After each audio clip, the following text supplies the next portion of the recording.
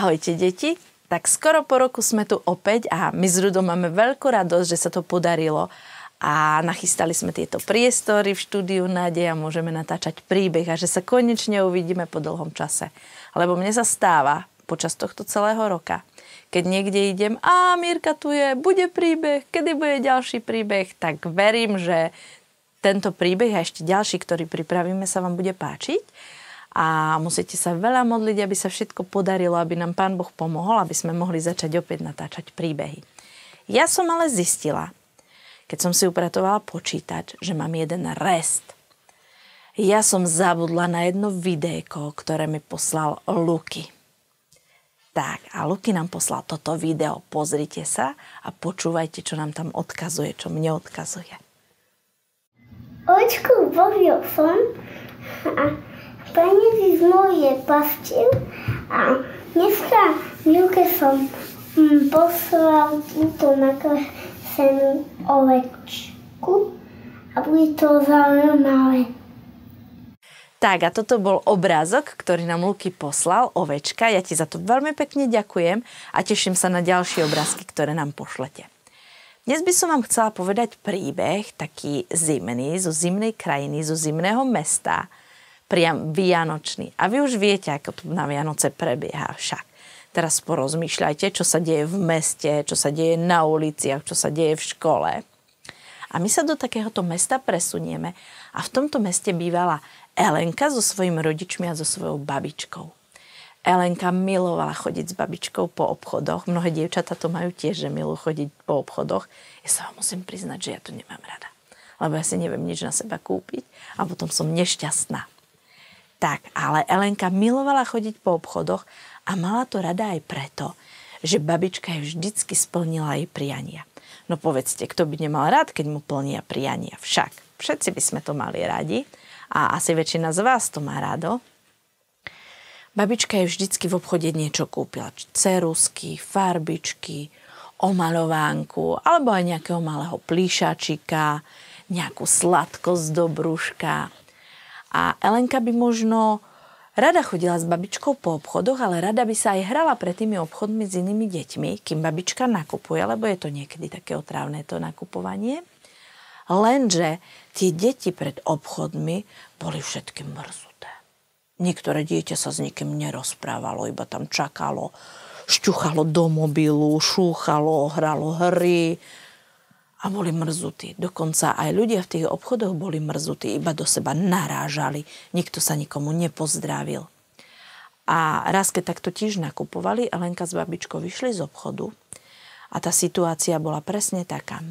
Mrzutí ľudia, narážajúci do seba ľudia, neusmiatí. A ako tak išli z obchodu, tieto naše dve, babička a s Elenkou, tak začal padať sneh. Oni sa držali za ruky a nerozprávali sa. Obe rozmýšľali o tom, čo zažili a aké to tam v obchode bolo. Keď prišli domov, babička sa posadila do svojho veľkého kresla, do takého ušiaka a ona volala to kreslo premýšľacie. Takže Elenka už vedela, čo sa stane. Babička o niečom premýšľa. O chvíľu sa babička postavila, vošla do komory a z komory priniesla toto. Takúto škatulku krásnu s ligotavou mašľou. A Elenku veľmi, veľmi zaujímalo, čo jednu. A babička jej povedala: Elenka, musíš vytršať, neukážem ti to. Na druhý deň skoro ráno šli spolu opäť nakupovať, aby mali všetko na sviatky prichystané. A ako tak šli mestom, tak prvého, koho stretli, bol Pankrac. Pankrac bol strážnik s veľkými fúzami, bol strašne mrzutý, zadudraný, na nikoho sa neusmial, nemal ľudí rád a myslel si, že ani ľudia nemajú radi jeho. A keď ho stretli, babička k nemu pristúpila a podala mu do rúk ten balíček. On ho zobral. A čo s tým mám robiť? A Helenka vraví: Pán strážnik, to je pre vás, to vám babička darovala. Urobte, čo chcete. Čože? A čo tam je? A babička povedala: Je tam šťastie a priateľstvo. A podala Pankracovi ruku. A odišli. Pankrac bol veľmi prekvapený, potriasol s balíčkom, no nič nepočul. A ako tak išiel ulicou, hľadil sa za svoje veľké fúzy, usmial sa popod nich a povedal: Možno aj ja budem mať konečne priateľov v tomto meste. A tak kráčal tou zasneženou ulicou. A ako tak kráčal, stretol Sebastiána. Sebastián bol taký mladý zametač ulic, bol veľmi nesmelý a veľmi sa bál. Všetkých sa bál. A predstavte si, deti mu robili zle, deti to o ňom zistili a vysmievali sa z neho. A keď Sebastián videl, že ide strážnik Pankrác, tak sa rýchlo schoval za kontajner. Lenže Pankrác k nemu pristúpil, potriasol mu rukou a povedal: Zametať, Sebastián, svoju prácu robíš dobre a zaslúžiš si tento balíček. Sebastián sa veľmi potešil, usmial sa, zahambil sa a balíček si zobral a ešte troška sa so strážnikom Pankrácom pozhováral.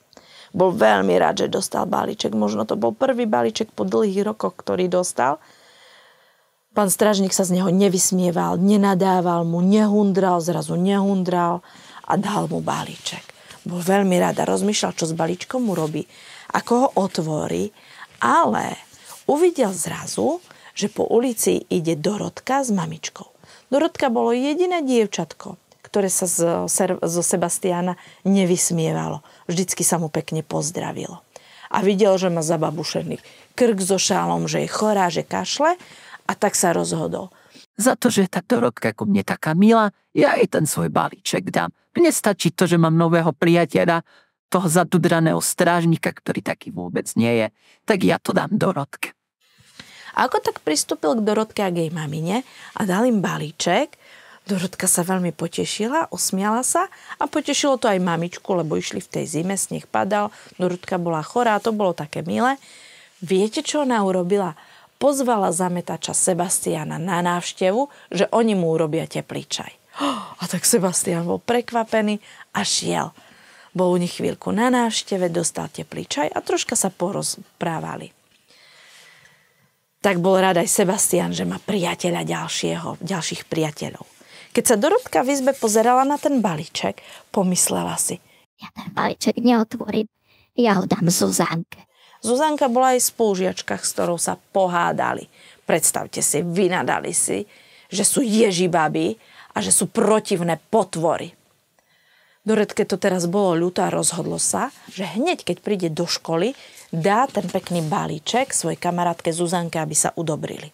A tak sa aj stalo. Keď prišla do školy, dala balíček Zuzanke, aby sa udobrili. Dievčatá sa objali, povedali si, že to bolo naozaj hlúpe správať sa takto a bol to celý nezmysel a že už si nebudú takto nadávať a budú stále priateľky. A keď sa tak zabávali, balíček bol na stole, u stole pani učiteľky ho tie dievčatá zabudli. Prišla pani učiteľka. A viete, čo sa stalo? Pani učiteľka bola väčšinu dní veľmi smutná, niečo ju trápilo. A keď si sadla za stôl, dievčatá sa na seba pozerali. Zabudli sme balíček.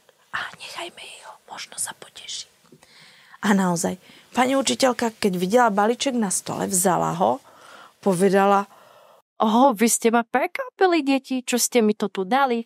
A tieto dve kamošky sa zasmiali a povedali: To uvidíte sama, pani učiteľka. A pani učiteľka si ho s radosťou vzala a verte či nie, celý ten deň v škole bol oveľa krajší. Pani učiteľka bola zrazu milá, usmiatá a bola na nich milšia. Nedávala im ťažké písomky, aj keď im dala nejakú skúšku, tak bola úplne iná, bola taká láskavá a to sa deťom veľmi páčilo. Čoskoro sa po meste rozšírila správa, že koluje tajomný balíček, ktorý robí ľudí šťastnejšími a priateľskými. Keď po 2 týždňoch išla opäť babička s Elenkou do toho nákupného centra, bola to asi naozaj pravda. Ľudia sa usmievali, stretávali sa, rozprávali sa pred obchodom, v obchode, už do seba nenarážali bez pozdravu. Bolo to naozaj krásne a babička s Elenkou sa iba na seba pozreli a usmiali. Dobre vedeli, čo je ten tajomný balíček a od koho je ten dárček. Ako sa z nákupov vrátili domov, prišli, babička sa ešte zastavila v suteréne pri schránkach, otvárala schránku zrazu vystúpila pani Amália. Pani Amália bola taká staršia suseda, ktorá sa nikdy nikomu nepozdravila, na všetky deti v dome kričala. Dokonca špehovala ľudí cez kukátko, čo robia, a roznášala klebety. A zrazu sa k nim postavila pani Amália. V rukách držala balíček s ligotovou stuhou. Potriasla babičke rukou a povedala: Nech sa páči, mám pre vás darček, prajem vám šťastné a veselé Vianoce. Babička sa usmiala. Usmiala sa aj na svoju Elenku a ukázala, aby bola tiško. A povedala: Pani suseda, príďte niekedy k nám, zazvoňte, dáme si koláč a čaj, budem veľmi rada, keď ma navštívite. Pani Amália sa usmiala a odišla do svojho bytu. Keď prišli domov, Elenka si sadla, babička si sadla tiež, usmievali sa a Elenka povedala: Babička, a teraz mi už konečne prezrať, čo je v tom darčeku. Babička ho rozbalila a ukázala Elenke. A Elenka sa zarazila, pozerala na babičku a babička povedala: Alenka, veď som ti to povedala na začiatku. Tá škatulka bola plná priateľstva a lásky. Neviem, či sa vám príbeh páčil. Mnohé deti teraz v tomto čase čakajú darčeky. A ja by som bola veľmi zvedavá, či niektoré deti aj pripravili darček a prekvapenie pre niekoho iného. Tento príbeh nebol o tom, že sú Vianoce, že si máme dávať darčeky alebo dostávať darčeky, ale tento príbeh bol o tom, že máme ľuďom dávať lásku, priateľstvo a šťastie. Medzi nami je veľmi veľa ľudí, ktorí sú smutní z nejakého dôvodu. Možno s tým nesúvisíme vôbec my, ale tí ľudia sú smutní. Niekto ich nahneval, iní pre niečo sa trápia, možno sú chorí. A našou úlohou ako kresťanov je robiť ľudí šťastnými, dávať im radosť, prejaviť im to, že ich máme radi, že si ich všímame. Veď sú to naši bratia a sestry a raz s nimi budeme možno v nebi a Pán Boh chce, aby sme boli v nebi. A ja by som vám teraz prečítala jeden verš. Je trošku ťažší, ale ja vám vysvetlím, ako som ho myslela. Ja ho mám veľmi, veľmi rada v Biblii. Ja si idem po Bibliu teraz. A prečítam vám verš, ktorý je v Skutkoch 20. kapitole a je to 4. verš. Takže naopak, je to Skutky 4. kapitola a 20. verš. A musím si dať okuliare dole, lebo to potom nevidím. Mám také tajomné okuliare, keď dávam a čítam, nevidím. Takže Skutky 4, 20. verš. My nemôžeme nehovoriť o tom, čo sme videli a počuli. Si teraz poviete, ako to súvisí s týmto príbehom. Tieto slova povedal Peter a Ján, to boli Ježišovi učeníci, to vy viete. A oni už potom na miesto Ježiša, ktorý odišiel do neba, chodili a liečili a uzdravovali ľudia a hovorili im o Pánu Bohu. A tu uzdravili tiež jedného človeka a ľudia sa búrili, že čo si to dovolujú a robia. A hovorili o Ježišovi, o tom, že stal z mŕtvych, že nás všetkých miluje. A tým, že ľudia v meste tak reagovali, tak oni povedali: My nemôžeme nehovoriť o tom, čo sme videli a počuli. Deti, ja si myslím, a nie len vy deti, ale aj my dospeli, že my sme počuli o tom, ako nás Pán Boh miluje svojou veľkou, nekonečnou láskou. Veľmi, veľmi. My deti počujeme aj to, ako nás milujú naši rodičia. My rodičia počujeme, ako nás milujú deti. A tak, ako to povedal Peter a Jan, nemôžeme hovoriť o tom, čo sme videli a počuli, tak to je moja prosba za nás všetkých. A to vám dávam ako úlohu v tomto týždni. Nemôžete ľuďom nehovoriť o tom, čo ste videli a počuli. Takže prosím, modlite sa za to, aby vám Pán Boh poradil, ako to ľuďom povedať, aby ste im povedali o tom, že ich má rád on, že ich máte radi vy a chcete byť ich priateľmi. A predsa to chceme, aby sme mali veľa priateľov a aby sme všetci k sebe boli dobrí.